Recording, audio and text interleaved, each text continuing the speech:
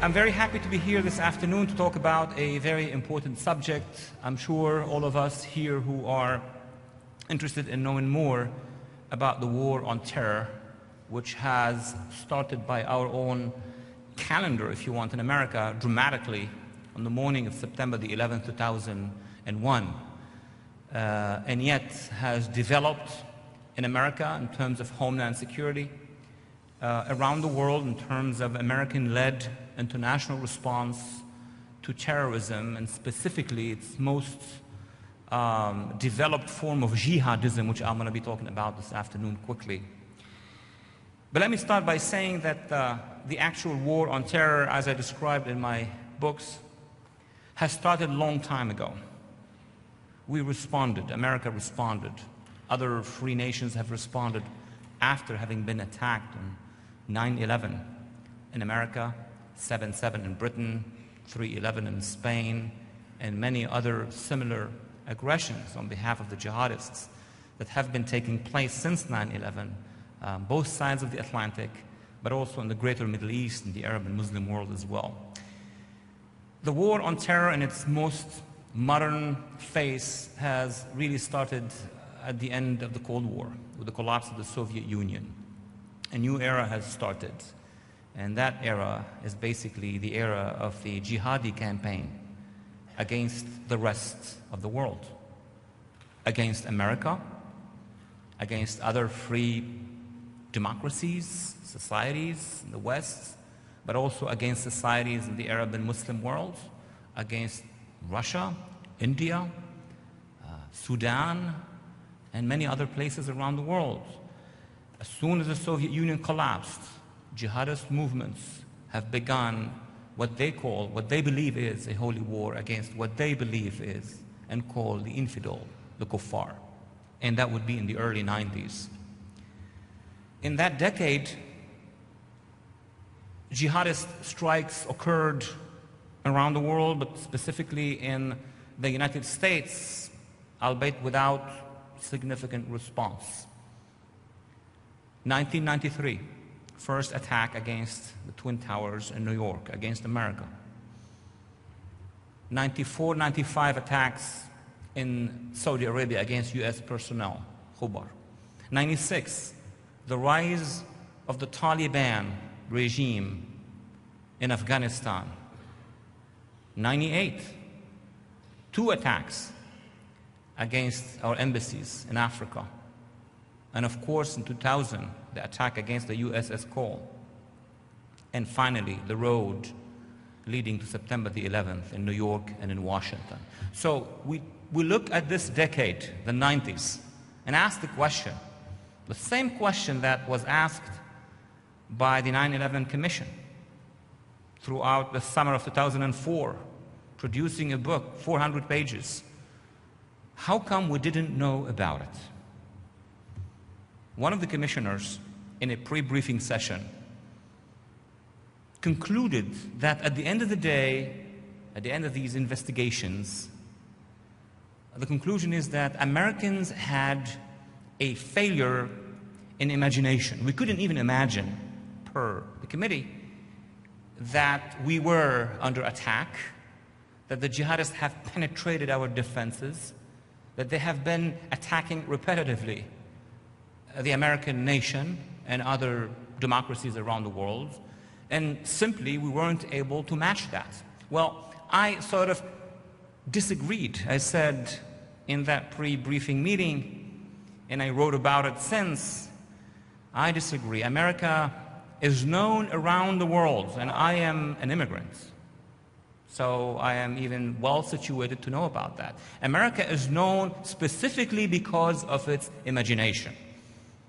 Some of it is good, some of it is not that good, but it's known for imagination. A nation that would put a human on the moon, invent the internet, does all that, and also has a huge spiritual legacy, cannot have a failure in imagination. Something else must have occurred for us in America not to see the jihadists coming, not to know that jihadism was on the march, not to basically know what jihad is to start with from our own classrooms, And I am a professor, and I have been a professor for the last 14, 15 years in this country, and even before I came in.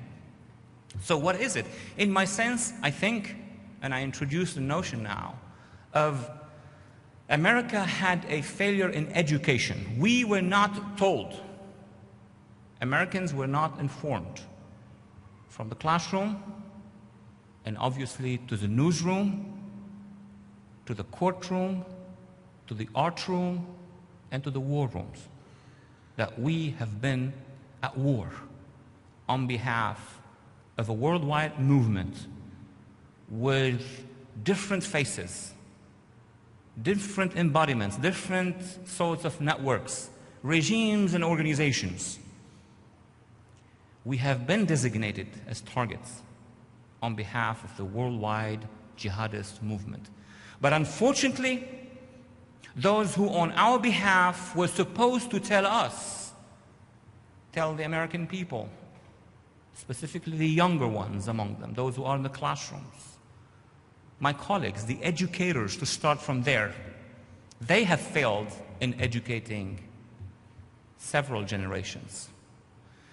You know, many of the critics of the war on terror nowadays, outside our borders and inside our borders, say, well, we brought that to ourselves by going to Afghanistan and by going to Iraq and so our foreign policy is responsible.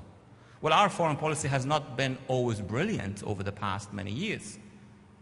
But the jihadists have started to target these societies, including the American society, way before we had a foreign policy regarding the Middle East, way before World War II, before the Cold War, before the Arab-Israeli conflict began, before Israel was established, before the United Nations existed, before the League of Nations in the 20s, before World War I. So jihad campaign has started decades and decades ago, had a vision of the world before the world itself developed a vision regarding the war on terror, a vision which is not, unfortunately, unified enough today. Americans and Europeans are in disagreement on how to conduct that war on terror, how to win it. Americans are in disagreement on the principle of the war on terror, on campuses around the nation. And that's what I spent my last 14 years. There are voices, academic voices, that says that we should not be in a war on terror. There are voices that says, well, jihad is a spiritual yoga. And we should not be worried. We should be worried about ourselves, how to behave in the international community. Yes, we should. Because we have done a lot of mistakes in the sense of not understanding the signs when the signs were coming straight at us. And we were not able to understand these signs because those who were supposed to do their job, translating these signs to us, not just linguistically, but intellectually, didn't do their job. You see many of those who have originated from the region. Some call them the dissidents, others the reformers, from the Arab and Muslim world. There are Christians, there are Jews, there are Muslims, there are from other religions as well, who have experienced and been actually the victims, if not individually, but as a society, of the rise of terrorism, of the rise of jihadism. They brought that story to the West and brought the story to America. And their story is very simple. Till 9/11, all the signs of jihadi aggression and attack against free societies, and all the messages sent by dissidents and reformers and minorities coming from that region, all these messages were disregarded. And hence, when in the first 20 minutes after the attacks on the Twin Towers on September the 11th, 2001, after 20 minutes of these attacks, one question was aired around the world coming from America, a question which is very strange. And that question was, why do they hate us?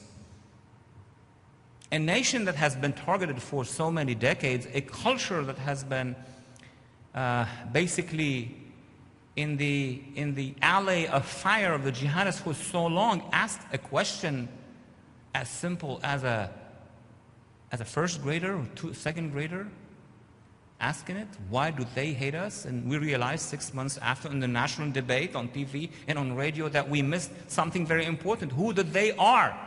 We asked the question, why do they hate us? And then we realized we don't know much about the they. And is it really hate or is it ideology? Since 2001, there have been a lot of good work by many good people, both those who came as messengers, academic, intellectual, journalists, dissidents, and also many good citizens of this country who opened their eyes to reality, to history, and did their research. And a lot of good books have been published since. But what we are up against, the threat, the jihadi threat, did not start on September 2001. It started decades ago. So we are facing off, we as American and Western democracies and societies around the world, we are facing off with an enemy which has started its preparation for this war decades ago,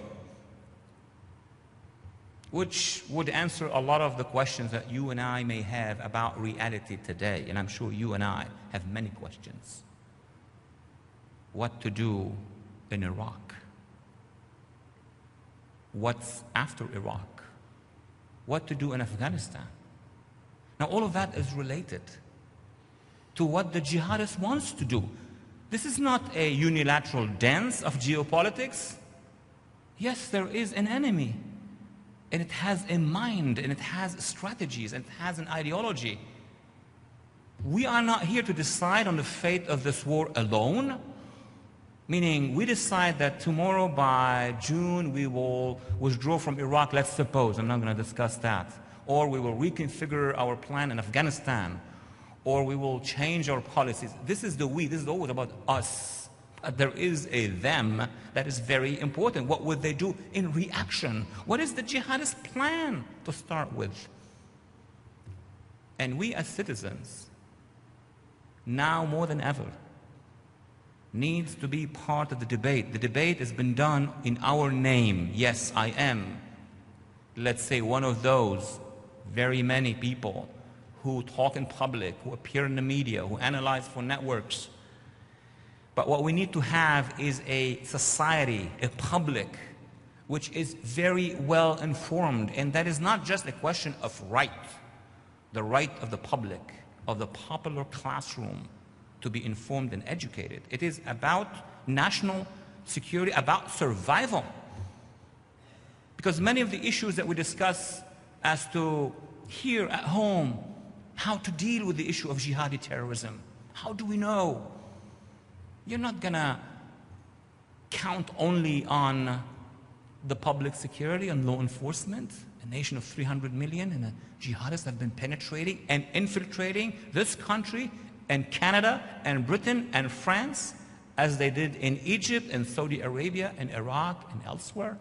No, we need to have a public which is well informed. I wish I had all the time in the world to do a whole course here with you and interact. But let's focus on the essence of what is it that we are facing off with in this war on terror, plainly and directly. Jihad is a concept which today in the West is very much debated. Ironically, it is not debated in the other side of the planet, in the Arab and Muslim world where I come from. Because jihad in that part of the world is jihad. There is no other interpretation for it. Everybody knows what it is. It's strange that it is debated here because it tells us that there is a war of ideas in the West and in America. And the objective of those who are waging this war of ideas against our minds is to deny us the understanding of where this whole thing came from. So let's liberate our minds by education. Jihad as a concept is very simple. comes from the 7th century AD, CE. And we don't need to be political scientists or historians or experts. It is what was the state of affairs at the time, religious war. Nothing that strange. The early establishment at the time, 7th century, of the Islamic State, known then as the Caliphate, was expanding outside Arabia. In the same way other empires have expanded. Nothing unusual for the time. The Persians, the Romans, the Byzantines. That caliphate, that Arab Islamic caliphate expanding out of Arabia, conquering Mesopotamia, today Iraq and Syria and old Palestine and Egypt, moving in all directions under various dynasties. We could go on in details forever, just to summarize it. This expansion was based on a concept that allowed this expansion to occur. That's 7th century history. I want to place it in its own historical background. And it's over, and it's part of history. It was based on a concept which was translated in one word, jihad, coming from the Arabic word jihad, effort. But once you put it in a concept of repetitive effort, constant effort becomes linguistically jihad, more than one effort. But that is not the most important thing about it. It's not the translation.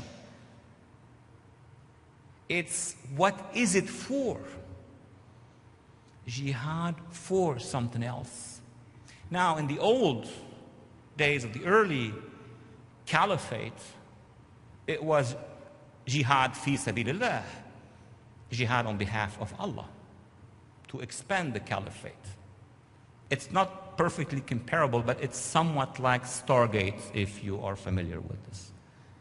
People coming ideologically from the past, from when the religious wars were taking place, and thinking that nothing has happened in between. No international society, no freedom recognized worldwide, no nation states. And they resumed in the 20s, ladies and gentlemen, out of 2 spots in the Middle East. And we're not going to go through the history of the Middle East, just 2 spots. One is today Saudi Arabia, the other is today Egypt.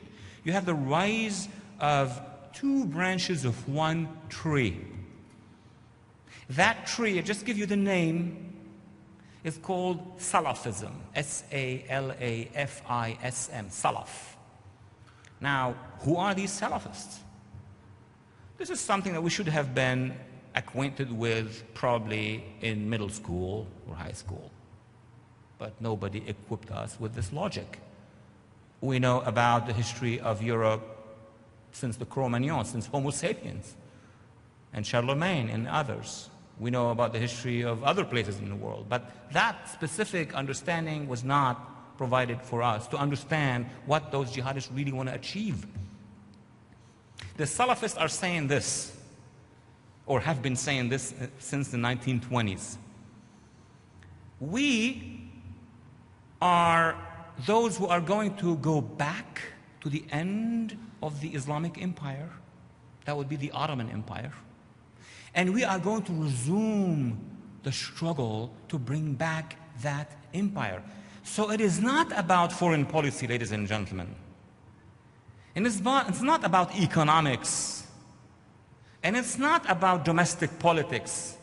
It is a serious project to bring back to planet Earth a big mothership that got disintegrated along with the rise of modernity, which was known and named as Caliphate, a worldwide universal Islamic empire. So it's tangibly political. So the Salafists are saying we need to go back and bring the Caliphate. What would that mean? It means they want to bring down 21 Arab governments, the ones we know. Egypt, Libya, Syria, Jordan, Saudi Arabia, Iraq, others. And it means to bring down 52 Muslim states around the world and instead establish a one only empire with all these resources combined. not just economic resources, but also military resources. And what we're going to do with this caliphate? Well, once the caliphate is re-established, we're going to continue with the mission of freeing the other part of humanity, says the Salafists. What would that mean? It means to push, again, for the caliphate, using all its resources, to continue the conquests. It's not secret. It's in the chat rooms, it's in books, and it's in speeches. We did not see that. That's the difference. So what we can do, what we could have done for many, many years, was to reach out inside the Arab and Muslim world, hook up with the very few but growing numbers of individuals and groups who do not see eye to eye with the jihadists for a variety of reasons, create an alliance with them, have allies inside those countries. We were late in that process. So when we today talk about Iraq and Afghanistan and Sudan, Darfur, or Lebanon, Cedars Revolution, or the rest of these brave movements who wants to meet us halfway, when we look at it from this perspective, the equation is simple. Either we will understand what the threat is all about, protect ourselves in the homeland with better education, and at the same time reach out to these societies and create an alliance with them against the jihadists, and that's what I think we should have been doing, and hopefully are doing in Afghanistan, in Iraq, and in Lebanon, and probably in Sudan, because if we don't help these societies to remove the threat of the jihadists will crush them as Hitler and Mussolini crushed the Europeans and will come after us. We need to be smart, and we need to begin by educating ourselves. I would like to thank you very much for giving me this opportunity. Thank you. Thank you.